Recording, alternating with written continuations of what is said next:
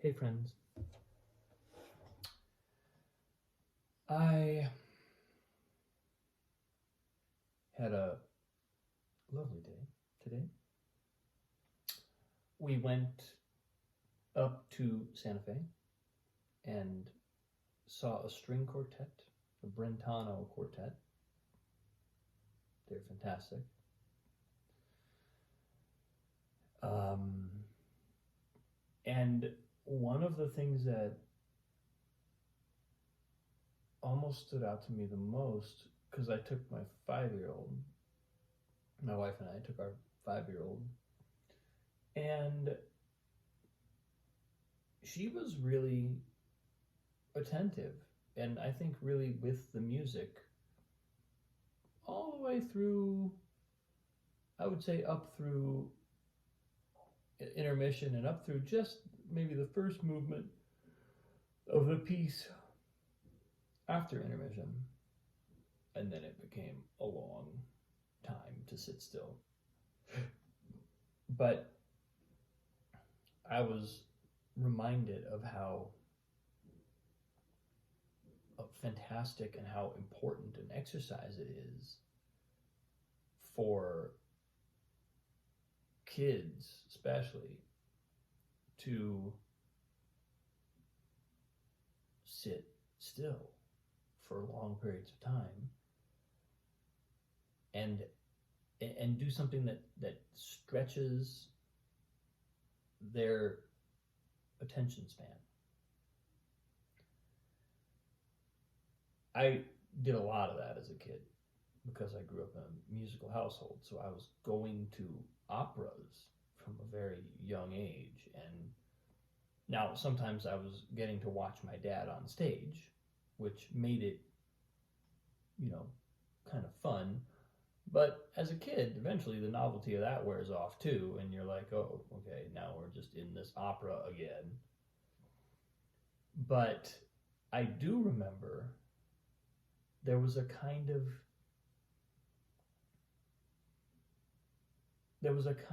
endurance or a kind of discipline that happens when you kind of have to do that, when you're sort of in an auditorium and there's a concert happening, an opera happening, and you're not in control of like when you tune out, or I guess you can tune out, but you can't start making noise, you can't start bouncing up and down, you have to sort of be still. And obviously there's a reasonable level of expectation for kids of all ages and personalities, but stretching a kid to do that a little bit beyond their comfort zone feels really healthy. And I watched it happen today with Annalise. She was really doing well. I mean, she plays an instrument, so watching other violinists play is pretty, she's attentive. She's paying attention. She's noticing things. But almost 2 hours of music is a lot for anybody, and especially a 5-year-old. So by the end, she was just kind of wiggling and squirming and asking when it would be over, never being disruptive. Nobody ever could have said she was disrupting, but she was at capacity. And it just sort of struck me how that is truly a life skill that's being built in a situation like that. It's like finding the patience and the presence to be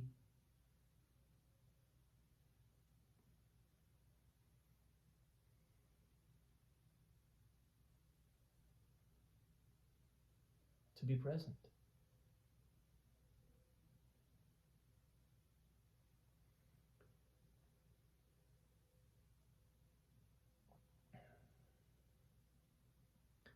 And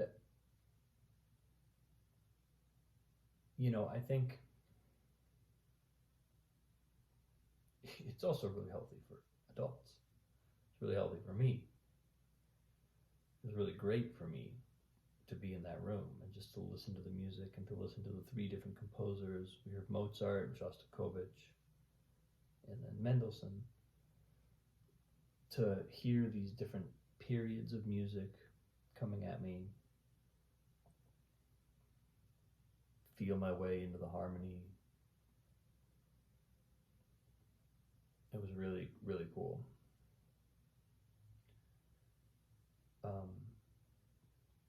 And I think as a musician and as somebody who's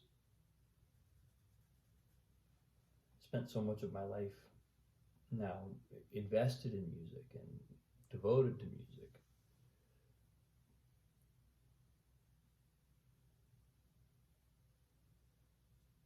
it's almost like that fundamental patience, that fundamental, it's not even really patience, it's more like presence, to be present with something for as long as it takes.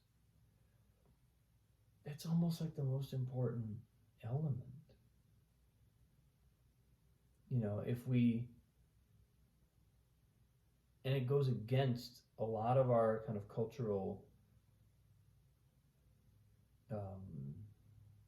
and technological programming now, which is when our attention is no longer held by something, change the channel, click on the next thing, click away, you know. But you can't click away when you're sitting in a concert hall and there's a chamber quartet on stage. There's no clicking away. And that surrender to music in the flow of time. I was talking about this a little bit yesterday, how music, the canvas of music, is time. If music is painting, then the canvas is time. Music has to be painted across the canvas of time. A piece takes a certain amount of time, right? So being sort of in some ways captured for that amount of time is a really healthy practice. It lets us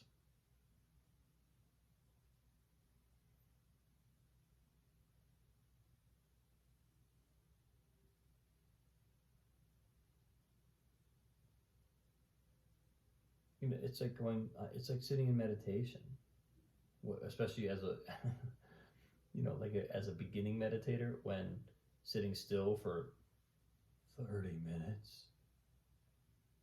Whoa, that's forever. An hour, 2 hours. The Dalai Lama says I should meditate 2 hours a day. What?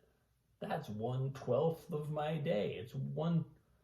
It's probably 1/6 of my waking hours. What? But once we start doing it, we realize it's the minimum. It's like it's not even a lot. It's not even a lot of time to be present in that way. And I think so. I enjoyed watching the effects of this today on my daughter, who really kind of, she stepped up. And then afterwards, she had as we were driving home, she had the funniest conversation with her grandmother. I mean, she was sitting in the back seat with her headphones on, talking on my wife's phone, laughing and joking and being just playful and silly, just having the time of her life, talking to her bubby.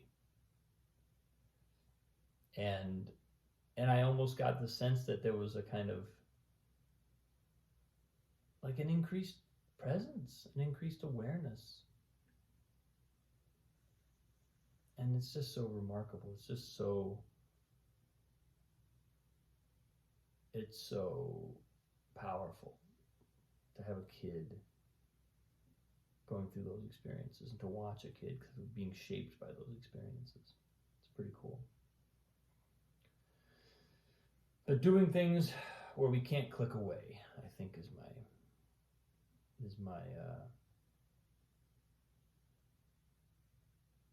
penetrating insight for the day.